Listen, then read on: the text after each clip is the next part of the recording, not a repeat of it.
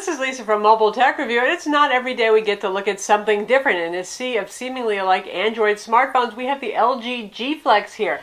Curved 6-inch display. It's actually a flexible phone to a certain extent. It's not exactly a rubber band. I'm going to show you. I'm going to put some real force on it to flex it, but we're going to look at it now. So here it is, the LG G Flex. I could make endless jokes about the banana phone, the phone that literally rocks. But as you can see, it actually doesn't rock too much. It's pretty stable on the table. If you're interacting with the phone, touching the screen, even near the top here, it's not going to bounce around on you a whole lot. This curved display is the interesting thing about this phone. 6-inch plastic AMOLED display. Plastic because it's actually a flexible display. It's not just curved glass. We've seen that in some Nexus that had very subtle curves to them. This is actually a flexible display. When you look at it, it looks as sharp and clear as a glass display, so I wouldn't worry about that. And it's supposed to be, well, flexible. If you do this, you don't see it moving very much. You really have to press down hard, and that's supposed to be okay. See, I'm almost flattening it. I'm using a lot of force. You probably wouldn't do that to your phone, but if it's in your pocket, and we'll give you a pocket demo, that is a good thing, and it returns to shape pretty quickly. Now, LG said they could have made it even more flexible. You can see it's still rising up a little bit, by the way, but they didn't want it to feel cheesy either, too flippy-floppy. The back here, well, that's traditional LG ultra glossy plastic for you.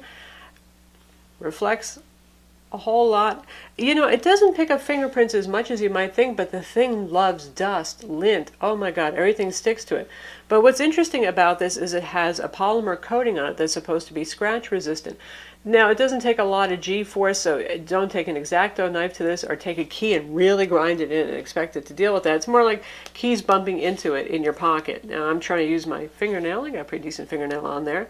And they say that any scratches that you put on there, if you rub it like a magic genie lamp, it's going to go away. Basically, it takes some heat, maybe a little friction, is going to help it go away. So far, most of the scratches I've intentionally tried to put on here with keys and things have healed. There's only one that I can still see a little bit of. When you look at the back, around the edges and near the ports, you can actually see where the coating ends. At first, I thought there was a glossy film on top of this for shipping, but no, that's not that. Do not try to peel off the protective coating, though to me it does seem pretty darn impossible. When we're looking at the phone, down here is your usual micro USB port. There's our headphone jack. Sides, gee, nothing. Nothing again. Got our micro SIM card slot there. You use a paper clip to pop that out if you need to access it. Up here, just microphone hole. There's also one at the bottom. Why is that? Because they've done what they did with the G2. Here's your volume controls, and that's your power sleep button. If you like that feature on the G2 or that design, you'll like it here. If you never warmed up to it, I never quite did, then you won't like it here. The idea is, regardless of which hand you hold this with, your finger's going to kind of fall right around there, and the power button is raised a little bit so you can feel it. The volume buttons do dip down, but I do find myself turning it around and checking what I'm pressing, especially if I'm doing something like watching a movie and I'm really immersed in it. I don't want to accidentally hit the power button and, well, kill my movie experience instead.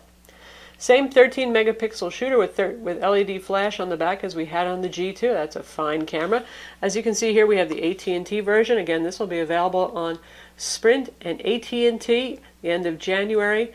$299 on contract, $100 more than your average flagship phone, and it'll also be available on T-Mobile in the beginning of February. And they quote their monthly payment pricing, which is about $28 a month.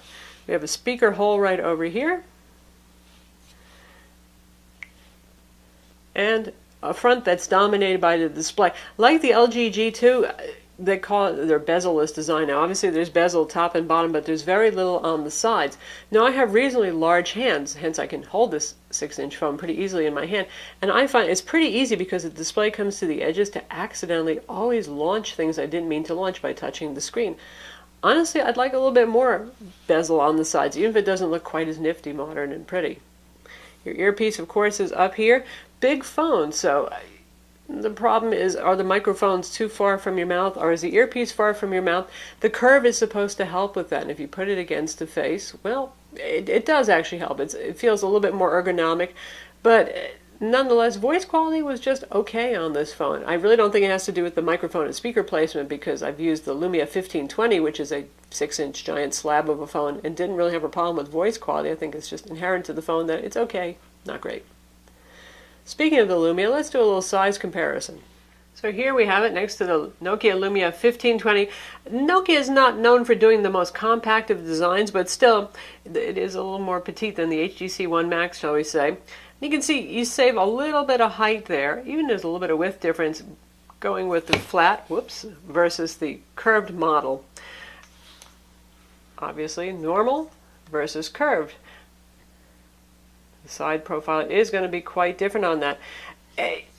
One thing I've said about the Lumia 1520, I adore this phone. This is the greatest phone that I'll never use, because even for me, this is just getting to be more of a tablet. It's too big. The curves, not just the curve of the display itself going this way, but the curves along the edges really make it a little more ergonomic and easy to hold, and I don't find it as difficult to live with the Flex. Now if we compare it to the LG G2, which is just a 5.2 inch, now that's considered small suddenly, huh? Display, you can see the difference in size right there.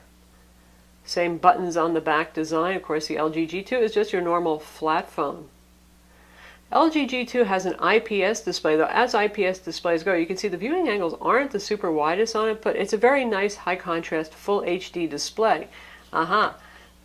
This is a 720p display. That apparently is the highest resolution they can get going right now in a flexible OLED panel.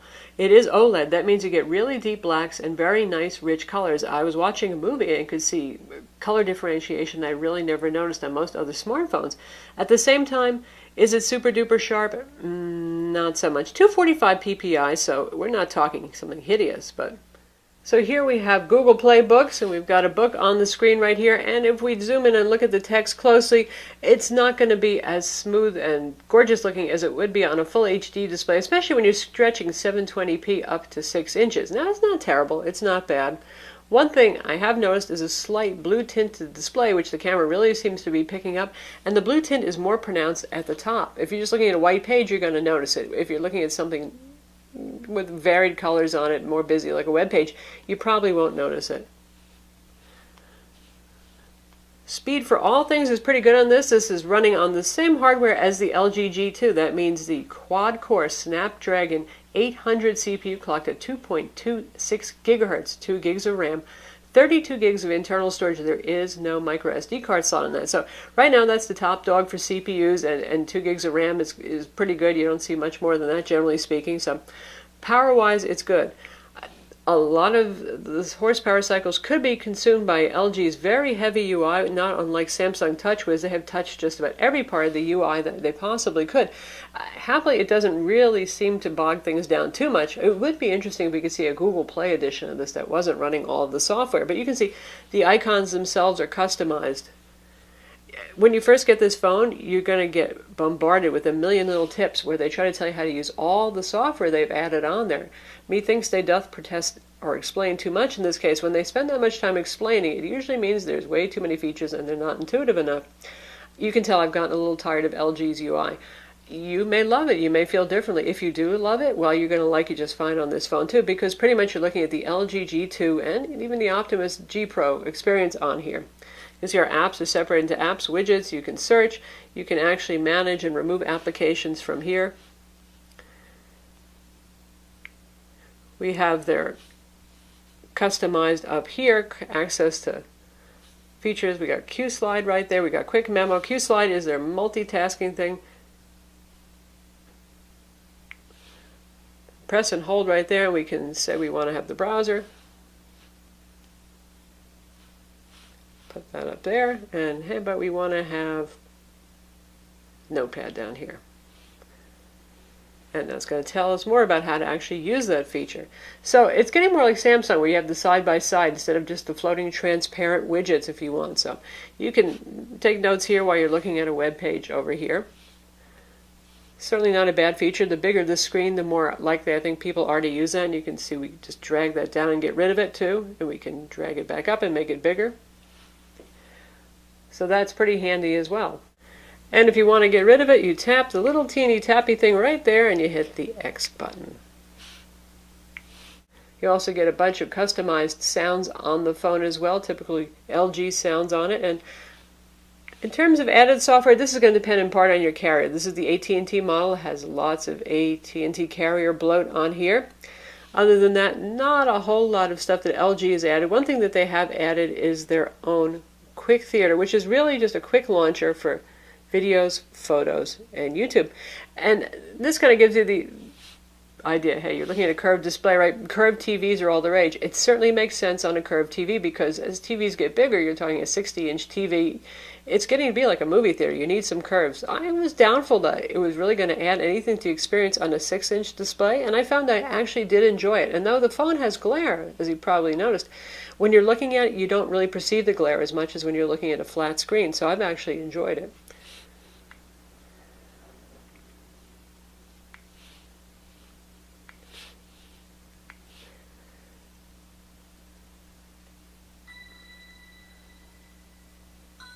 And we're testing out using the Sony 4K test video here. The phone is strong enough to be able to handle that, even though the resolution is obviously much higher than the internal panel.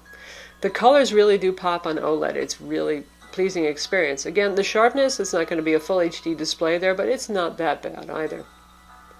The speakers, as ever, LG has just got wimpy speakers. This is about 2/3 volume right now, and it's not super duper loud. The same thing is true if you use the speakerphone for calls. If you're in a really, really noisy place, it's not going to help you as much as some of the louder phones on the market. And now we're using it for the photo viewer, and this is a sample photo that we took with the camera. Again, it's a good camera. We like the camera on the LG G2 a lot, 13 megapixel, but pretty sharp, good color capture, fast as anything. Good quality there. You know, it's not that bad a screen. I know everybody's going to say 720p, bah humbug. I'd never buy it. If it was 720p and $199 instead of $299 with contract, I would be more sold on it. I gotta admit that, but it's not bad at all. And again, the camera's good. Up front, we have a 2.1 megapixel shooter for better than average video chat quality among Android phones. The top ones are having 2 megapixel or better at this point, so that's very competitive. Other neat features on this: Wi-Fi 802.11ac. It has Miracast support for wireless display. That's a pretty new standard. Probably a lot of you don't have Miracast receivers yet set up in your home theater gear, but if you do, well, good for you. Bluetooth 4.0, NFC, of course, the usual GPS on here, and GSM or CDMA depending on your carrier. LTE, 4G, no matter what. Whatever carrier you have, you're going to get 4G on here, and our 4G speeds were quite good. Now, Dallas has excellent AT&T LTE service, so our numbers are quite good. Your results will depend on your carrier and your region. And we'll look at our results in speedtest.net. So here are the results from speedtest.net, the last 2 tests that we've done. Both of these done indoors, one closer to a better tower, obviously. Rockin' speeds. Other software on here from LG, we've got the notebook application that you've seen there. We've got Polaris Office, that's the viewer, not the full Office suite. You can, however, get an Office suite from Google Play, a couple of different models, shall we say, or brands available, running around $15 to $25. Quick Translator, quick remote. This has an AV remote control to control your home theater gear, just like the LG G2, so that's always a nice feature to have. I think that's pretty popular. Supports mobile hotspot, as you would expect, and all the standard Google apps are on board as well. So you get your Gmail, you get both the WebKit web browser, at least on this version from AT&T, because they love to put that on because they have an annoying little browser bar that they like to add on. Chrome is also installed on this. In terms of browser performance, this is a very fast phone, so it's just not going to be a problem whatsoever. And we'll play a test video just so you guys can see how that goes. We'll look at the Xperia Z1S video. And we'll be streaming this over LTE. We do not have Wi-Fi turned on.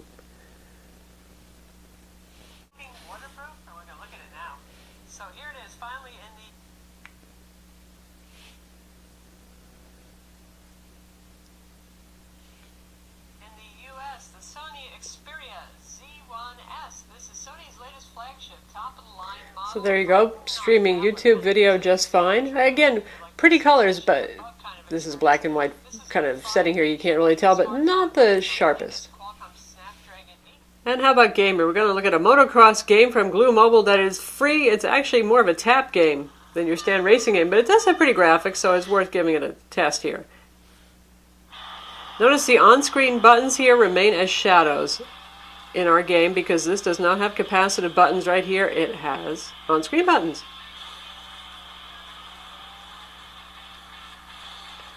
This is sort of like Guitar Hero, only for motocross racing. Anyway, anyway, it plays perfectly fluidly. We would expect it to do so because it's got the top CPU currently available with Adreno 330 graphics inside and 2 gigs of RAM. So how about battery life? The battery is sealed inside 3,500 milliamps. That's a pretty big and beefy battery here, and battery life actually is quite good on this. Just like the LG G2 that has a 3,000 milliamp battery, but it is driving a higher resolution display, albeit smaller.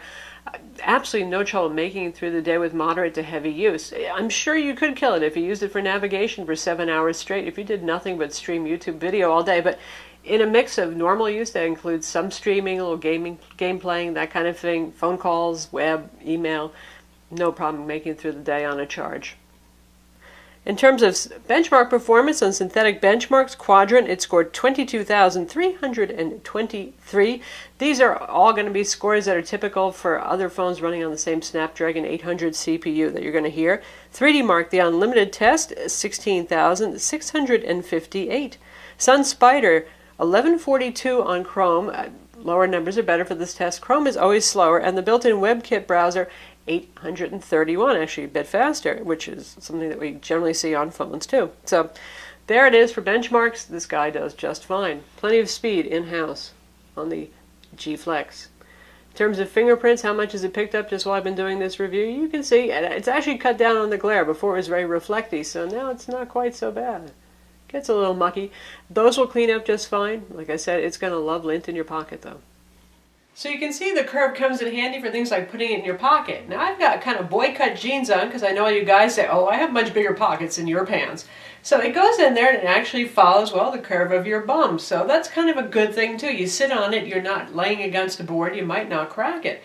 And for the front too, depending on how much of a belly you've got, it could either be appropriate this way, or if you tend to go in a little bit, putting it in the pocket here, like so, it actually kind of follows the dip right here.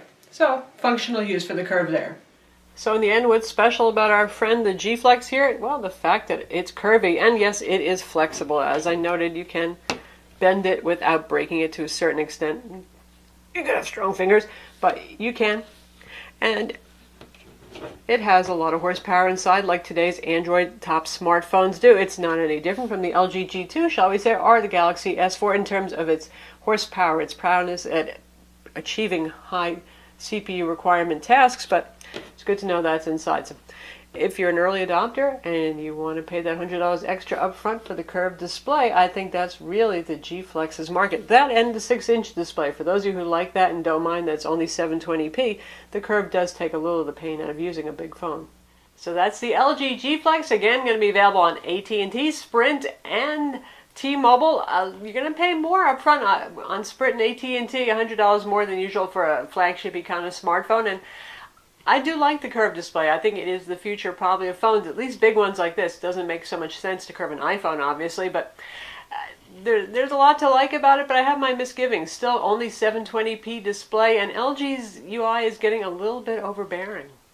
I'm Lisa from Mobile Tech Review. Be sure to visit our website for the full written review and hit that subscribe button.